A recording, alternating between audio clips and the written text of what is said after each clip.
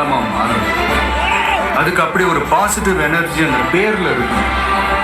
அந்த எனர்ஜியை கொடுக்கறதே அந்த பேர்ல இருக்க வார்த்தைகளோட வலிமை. அப்படி ஒரு நேர்மறை அர்த்தமும் நேர்மறை அடர்த்தியும் நேர்மறை அதிர்வும் நேர்மறை வலிமையும் ஒரு சேர கொண்ட ஒரு சொல்லு. என்னைக்குமே தன்னோட தன்மையை இழக்காத ஒரு சொல்லு.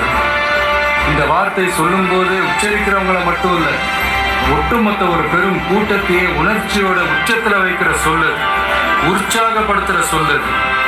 நம்ம மக்களோட நாடி நரம்புகள்ல நானேற்றும் அந்த சொல். அந்த வார்த்தை வேற என்ன? வெற்றி, வெற்றி, வெற்றி.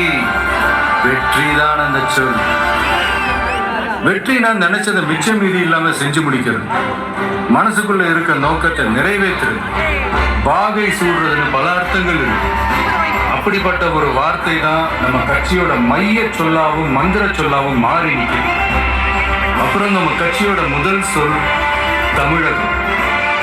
நம்ம மக்களுக்கான அடையாளத்தையும் அங்கீகாரத்தையும் சொல்ற மாதிரி ஒரு வார்த்தை நம்ம கட்சி பேரோட முதல் வார்த்தையா இருக்கணும்னு முடிவு பண்ணி தேர்ந்தெடுத்தது தான் இந்த தமிழகம்ன்ற வார்த்தை. தமிழகம்னா தமிழர்களின் அகம், தமிழர்கள் வாழும் இடம்னு சொல்லலாம். புறநானூர்ல, சிலப்பதிகாரத்துல, மணிமேகலையில, பதிற்று பத்துலன்னு நம்மளோட பல இலக்கியங்கள்ல இடம்பிடிச்ச ஒரு வார்த்தை தான் இந்த தமிழகம்னு தமிழை ஒழுங்கா முறையா ஆழமா படிச்ச நிறைய பேர் நமக்கு சொல்லி தந்திருக்காங்க. இந்த தமிழகம் தான் பேரறிஞர் பெருந்தகை அண்ணாவால முறைப்படி தமிழ்நாடுன்னு பெயர் சூட்டப்பட்டதுங்கிறது நாம எல்லாருக்கும் தெரிஞ்ச நாடறிஞ்ச வரலாறு. இப்ப நம்ம கட்சி பேரோட மூணாவது வார்த்தைக்கு வருவோம், கழகம். இதுதான் இந்த மூணாவது வார்த்தை.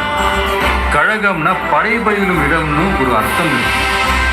அந்த வகையில நம்மளோட இளம் சிங்கங்கள் பயிலும் இடம் தான் நம்ம கட்சி, நம்ம கழகம்.